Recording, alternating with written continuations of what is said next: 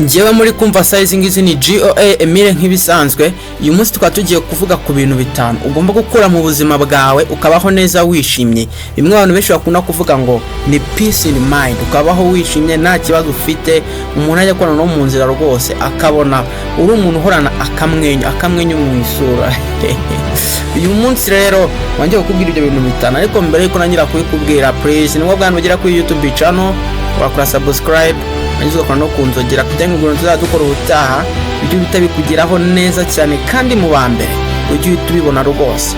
Ikintu cya mbere rero uzakora cyangwa ikintu cya mbere ugomba gukora mu buzima bwawe kugira ngo uzabeho neza wishimye, inshuti mbi.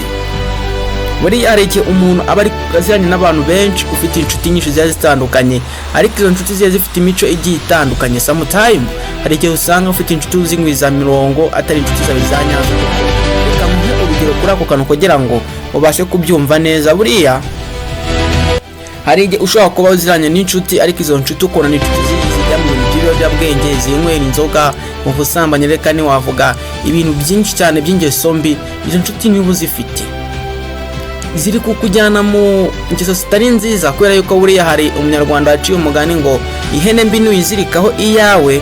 Nawe ushobora kuvuga nubwo ari inshuti zanjye ariko ntabwo ntanywa ari amatabi, ntabwo nanjye ntanywa inzoga, ariko finally birangira nawe ubaye nkabo, kubera yuko na ihene mbi ntabwo yizirikaho iyawe. Si ibyo gusa, sometimes hari igihe uba ufite inshuti kandi wagera mu bibazo ntizigufashe, wahuye na case ya danger ntizigufashe, ahubwo mukajya muba muri kumwe mu gihe uri mu byishimo gusa. Niba uzanye n'inshuti rero zitagufasha uri mu bibazo, wasitse no gufasha zikabukwima, izo nshuti ziri muvinga mu buzima bwawe kuko nanga ari inshuti zawe, ahubwo izo zirakubeshya. Ikintu cya kabiri rero ugomba gukura mu buzima bwawe kugira ngo ubeho wishimye, ari mwe bita ngo ni peace in mind. Ugomba kwikura mu buzima bwawe ibintu byo kuvuga ngo nta kibazo. Ikintu cyose unagukoreye ugatangira uti nta kibazo reka tubirangize, no. Ibyo bintu bikure mu buzima bwawe, kubera yuko niba umuntu agukoreye ikintu kibi ubona ko kikubangamiye, ubona ko kikubabaje, mubwira uti urambabaje, ibi bintu rwose wankoreye ntabwo ari byiza habe na gato, kubera yuko uramemukiye cyane. Mu kintu cyo kuvuga ngo nta kibazo reka tubyihorere, ndetse uwo muntu umaze kubwira ngo nta kibazo yamara kugenda, ukumva mu mutima wawe utameze neza, byaba byiza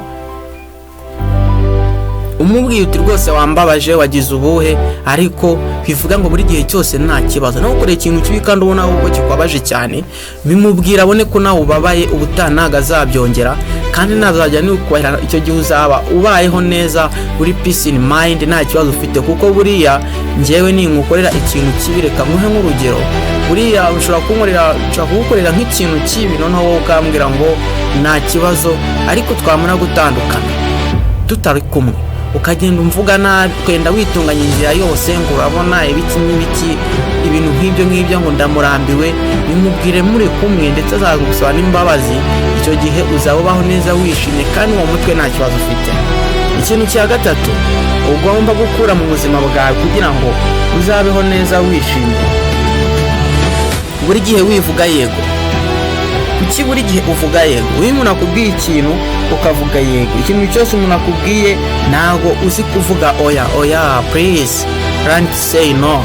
Iga kuvuga oya, kubera yuko ya ni ikintu gikomeye cyane. Umuntu akubwiye ikintu wumva kitashoboka, wumva kuri wowe kitagushobokera, please mubwire oya. Ni ikintu cyo kuvuga ngo yego, rimwe na rimwe ukwizeza umuntu uvuga ni yego. Ibyo bintu ntunabikore akenshi, igihe ntabwo uzaba ufite peace in mind, kubera yuko ushobora kuvuga ikintu yego ukanagikora ariko kikubangamiye, ukumva ntabwo kigushimishije, ukavuga ni nacyo kanyikore, inshuti yanyu nyine ntayirakaza.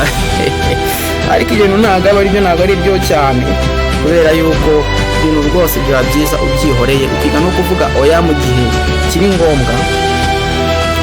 Ikintu cya kane rero nkanjye GOA nabateguriye, guhora mu byahise. Kuki duhora mu byahise, cyangwa se kuki uhora utekereza ibyahise? Kuki utekereza ibintu biri past? No, witekereza ibintu byahise, ahubwo tangira utekereze wowe aho uri ubwo ngubwo. Buriya reka muhe nk'urugero rumwe, ushobora kuba warahuye n'ikibazo mu gihe kizaza, cyangwa se hari conflict ufitanye n'umuntu ariko yarabaye muri past, yarabaye mu gihe cyahise. Noneho ukajya uhora ubitekerezaho, ibintu uhora ubitekerezaho byakuye ahantu hahise, ukajya bikuzanira stress mu mutwe, wumva umutwe utameze neza, ibibazo ari byose.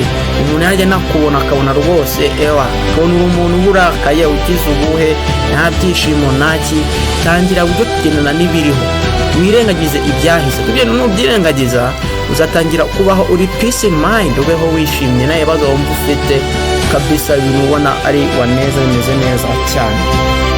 Ikintu cya gatanu rero ugomba gukura mu buzima bwawe, kutagira imitekerereze, kugira ikintu bita fixed mindset, kudahindura imitekerereze, kumva ko ugomba kuguma ahantu hamwe. Naguha nk'urugero, nk'ubu urabona nkanga turi kwiadabuta na technology igezweho size ngizi byo gukoresha ama AI, ama artificial intelligence, cyangwa byo gukoresha telefone, ariko buriya hari nk'umuntu w'umusaza ubu kivuga uti nta mpamvu yo gutunga ibintu bya touch, by'abanyabazungu, reka ntabwo mbishaka, reka nigomere kuri Nokia yanjye, iyi ngiyi iramagije, ntazabona amakuru ku gihe, ntazabasha kureba televiziyo Rwanda kuri iyo YouTube, reka ibyo ntibishoboka. Bityo rero nawe kumva ko ugomba kuguma mu bintu biriho, cyangwa se ureke guhindura imitekerereze yawe, gerageza uhindure, ugendane n'ibigezeho, kubera ko ibyo bintu ntubihindura nyine uzanyana n'abandi. Nukomeza kugira imitekerereze idahindutse, uzasigara inyuma, kandi usigaye inyuma ubonye abandi baragusize mu iterambere ndetse no mu ikoranabuhanga, ntabwo uzaba ufite umutekano mu mubiri, cyangwa se ntabwo uzabaho wishimye, uzaba ufite ikintu bita peace in mind. Reka inababwiye ibintu bitanu, ariko reka mbongeza akantu kamwe ka nyuma.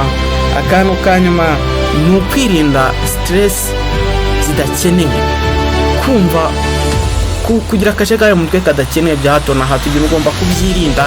Niba akabazo kabaye ukumva urapanika, don't panic, humeka, relax, nta kibazo. Ngiye mwe muri kumva ni GOM nk'ibisanzwe.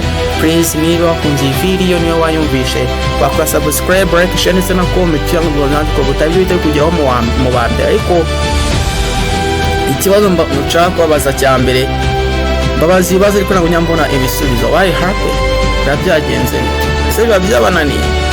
I don't know.